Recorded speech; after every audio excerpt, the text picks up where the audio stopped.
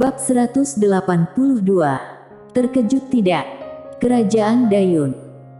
Kerajaan Dayun menempati hampir sepertiga Qingzhou, dan di tanah Qingzhou, ini adalah penguasa super yang sangat layak. Pada masa puncaknya, kekuatan kekaisaran berada di atas semua kekuatan di Qingzhou, dan bahkan kekuatan seperti Akademi Changmu dan dunia kegelapan harus tunduk. Namun, ada pepatah lama yang mengatakan bahwa setelah kemakmuran akan ada kemunduran. Setelah mencapai masa puncaknya, mantan penguasa Super Qingzhou mulai menurun. Setelah diperbudak dan dipersulit oleh beberapa kaisar, mantan penguasa super ini menghadapi perpecahan.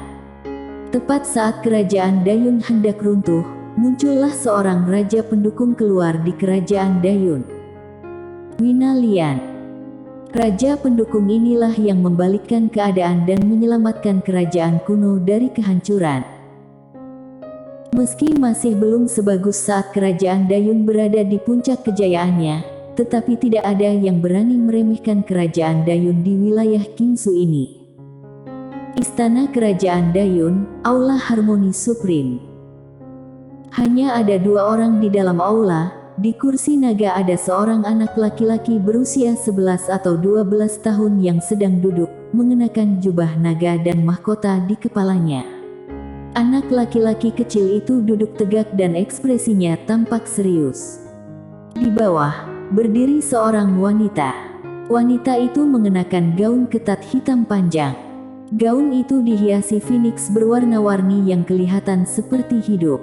Phoenix yang berwarna-warni melebarkan sayapnya, kepalanya terangkat tinggi, kedua matanya acuh tak acuh, menunjukkan kemuliaan.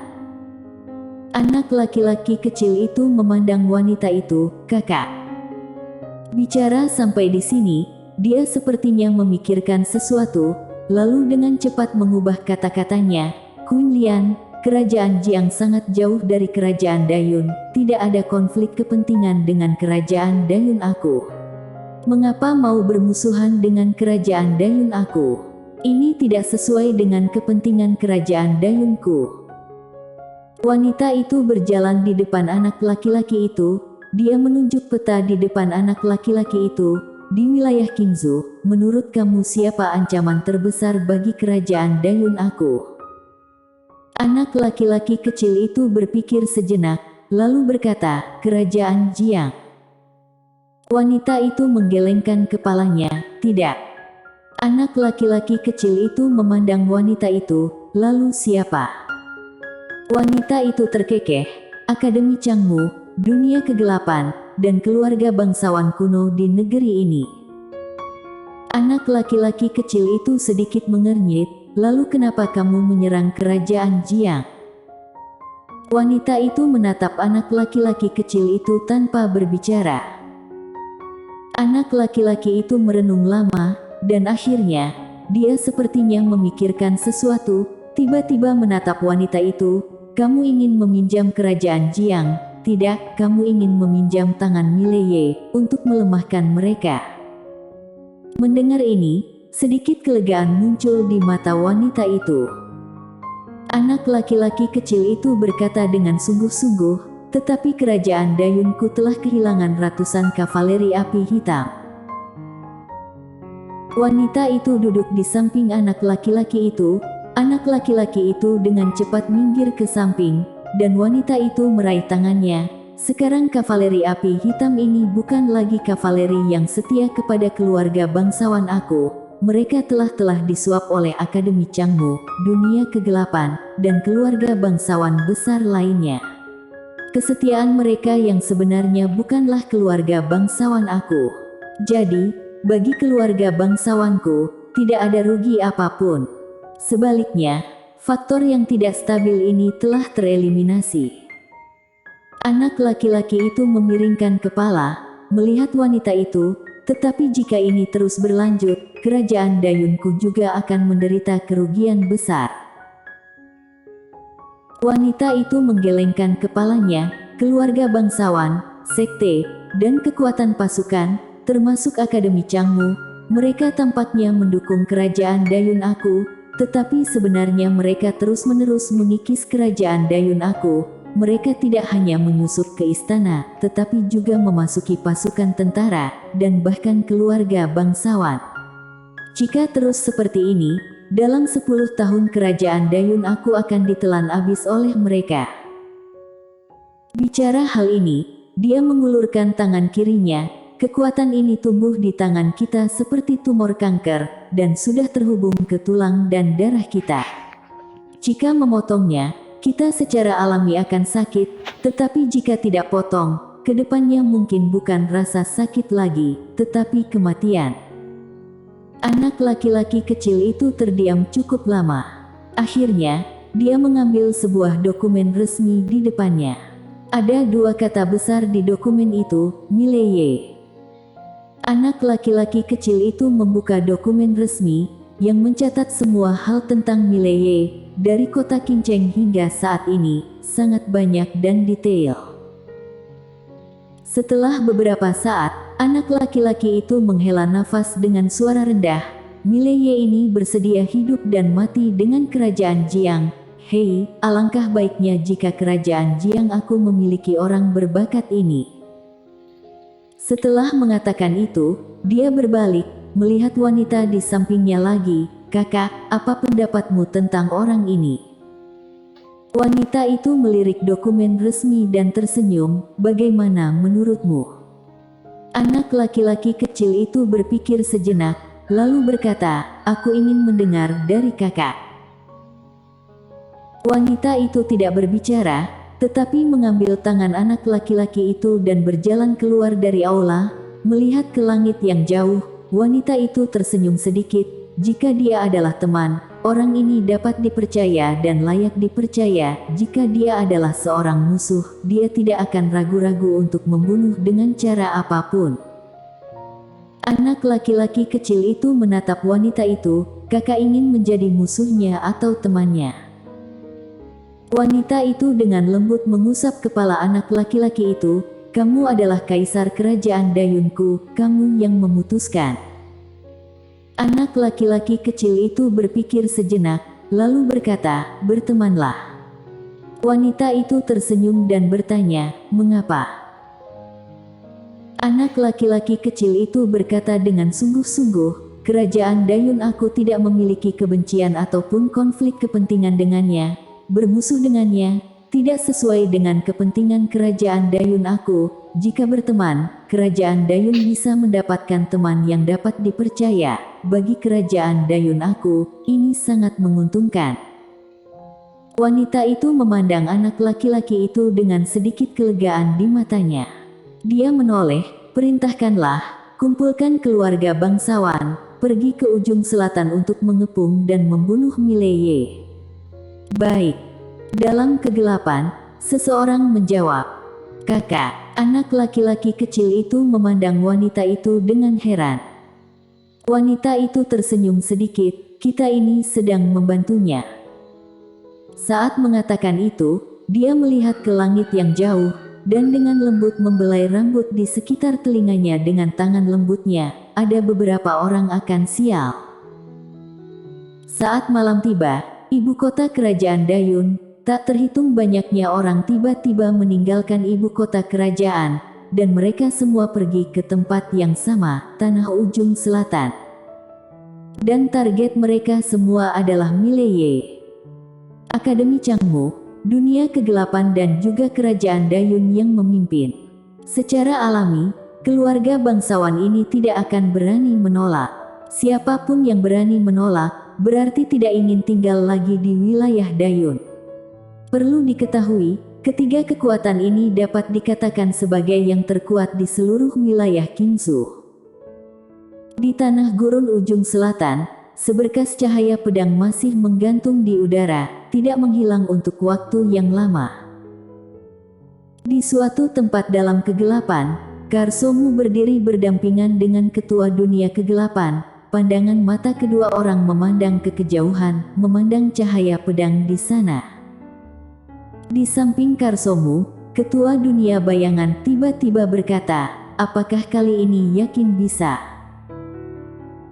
Karsomu berkata dengan suara rendah, Formasi spiritual terlarang di dalam tanah dapat membatasi energi misteri miliknya, sehingga dia tidak dapat menggunakan pedang. Walaupun tubuh fisiknya cukup kuat, tetapi tanpa pedang, kekuatannya berkurang setidaknya lebih dari 50%. Pada saat itu, tidak akan sulit untuk membunuhnya. Tentu saja, meskipun gagal, juga tidak akan bermasalah. Pedang itu akan memberinya kejutan besar. Bicara sampai di sini, dia melihat ketua dunia kegelapan, di mana dia sekarang. Ketua dunia kegelapan berkata, orang-orangku telah menelusuri jejaknya, tidak jauh dari sini, dan akan segera sampai. Karsomu mengangguk, tangannya mengepal erat, sebuah bayangan suram melintas di matanya, biarkan orang-orang di bawah tanah bersiap-siap. Begitu dia tiba, segera aktifkan formasi besar, jangan beri dia kesempatan. Ketua dunia kegelapan tiba-tiba berkata, aku tidak mengerti, mengapa Winalian mendukung kita kali ini. Perlu diketahui, kerajaan Dayun dan Mileye itu tidak memiliki dendam. Mungkinkah dia benar-benar ingin menyatukan Qingzu? Karsomu mencibir, orang ini sangat ambisius, sangat wajar jika memiliki ide seperti ini. Ketua dunia bayangan sedikit mengangguk, jika dia ingin menyatukan Qingzu, tanpa dukungan Akademi Changmu, itu akan sesulit langit. Akademi Changmu tersebar di seluruh negara Qingzu. Jika kerajaan Dayun mendapat dukungan dari Akademi Changmu, maka akan lebih mudah untuk menyatukan Qingzu. Perlu diketahui, Akademi Changmu di negara-negara ini, pengaruhnya sangat besar. Bawah tanah. Di bawah tanah, ratusan orang telah berkumpul pada saat ini, dan di antara ratusan orang, yang paling rendah adalah alam mahir gaib. Elit. Mereka semua elit dari Akademi Changmu dan dunia kegelapan. Sekitar 20 dari mereka berasal dari benua dewa dataran tengah, dan mereka semua berada di puncak alam harmoni dewa. Tentu saja, kali ini kartu truf mereka yang sebenarnya adalah formasi di bawah tanah ini. Menekan secara paksa. Selama Mileye masuk ke dalam bawah tanah, maka formasi besar akan diaktifkan. Dalam sekejap Mileye akan segera ditekan dan tidak dapat menggunakan energi misteri. Bukan hanya tidak dapat menggunakan energi misteri, tetapi juga teknik rahasia lainnya. Pada saat itu, mereka menyerang bersama-sama, dan Mileye pasti tidak punya cara untuk bertahan hidup. Untuk menyusun formasi besar ini, Akademi Changmu dan dunia kegelapan telah menghabiskan setidaknya 500 juta koin emas, dan batu spiritual kualitas super sudah habis puluhan juta lebih. Dan pedang alam langit itu dipinjam dari benua dewa dataran tengah. Kali ini, mereka menghabiskan darah mereka. Dan semua ini, hanya untuk membunuh Mileye. Mileye tumbuh dan berkembang terlalu cepat, Akademi Changlan juga berkembang pesat. Kali ini, mereka bukan lagi takut, tetapi sangat takut. Dengan perkembangan seperti itu, Mileye dan Akademi Changlan benar-benar akan mengubah pola Qingzu, dan bahkan status mereka akan terancam pisah. Terlebih lagi, sudah ada perseteruan mematikan antara mereka dan Mileye, dan tidak ada kemungkinan rekonsiliasi sama sekali. Dunia kegelapan dan Akademi Changmu tidak ada jalan keluar. Waktu berlalu sedikit demi sedikit. Sekitar 1 jam kemudian, seorang pria berbaju hitam dengan kotak pedang di punggungnya tiba-tiba melangkah ke gurun. Pria berbaju hitam itu menundukkan kepalanya, wajahnya mengenakan topeng hitam, tidak bisa melihat wajahnya dengan jelas. Dan arah dia berjalan persis di mana cahaya pedang itu berada. Melihat pria berbaju hitam itu, mata Karsomu sedikit menyipit, dia ada di sini. Ketua dunia bayangan sedikit mengangguk dan diam-diam mundur. Di bawah tanah, lebih dari 100 orang siap menyerang, siap beraksi kapan saja. Mata orang-orang ini juga sangat serius, karena kali ini mereka akan berhadapan dengan master pedang termuda di daerah Kingsu ini. Selain itu, ada 12 Golden Man di tubuh Mileye. Untungnya, mereka sudah siap. Selama Mileye turun, pasti akan mati. Di permukaan tanah, pria berbaju hitam itu semakin dekat dengan cahaya pedang, dan tepat saat dia hendak memasuki formasi besar, dia tiba-tiba berhenti. Karsomu tercengang, tidak jalan lagi. Pria berbaju hitam itu duduk bersila di tanah, dan kemudian mulai bermeditasi. Karsomu sedikit mengernyit, ada apa? Waktu berlalu sedikit demi sedikit, pria berbaju hitam itu tidak bertindak. Sekitar 1 jam kemudian, Ketua Dunia Kegelapan tiba-tiba muncul di samping Karsomu dan berkata dengan sungguh-sungguh, ada yang salah. Karsomu menatap pria berbaju hitam di bawah, cari seseorang untuk pergi bertanya. Ketua Dunia Bayangan mengangguk, dan pada saat ini, pria berbaju hitam di bawah tiba-tiba melepas topengnya.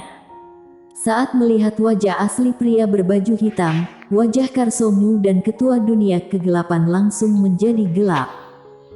Pria berbaju hitam itu bukan Mileye, tapi Benetmo. Benetmo melihat ke suatu tempat di langit dan menyeringai, terkejut tidak. Merasa tidak terduga. Ekspresi Karsomu sangat jelek.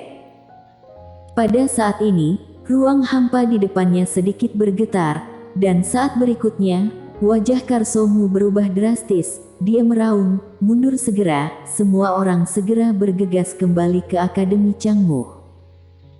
Setelah selesai berbicara, dia dan Ketua Dunia Kegelapan menghilang langsung. Mereka sangat cepat, menghilang ke ujung langit dalam sekejap mata.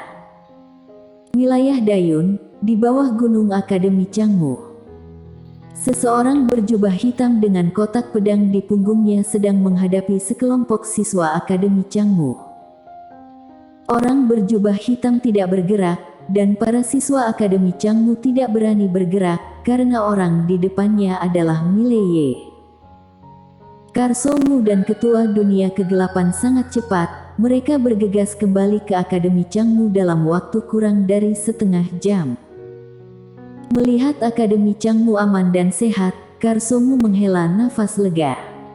Dia dan Ketua Dunia Kegelapan mendarat di depan orang berjubah hitam, dan Karsomu menatap pria berjubah hitam itu, Mileye, kamu. Pada saat ini, orang berjubah hitam itu tiba-tiba membuka kancing jubah hitamnya, memperlihatkan wajah aslinya.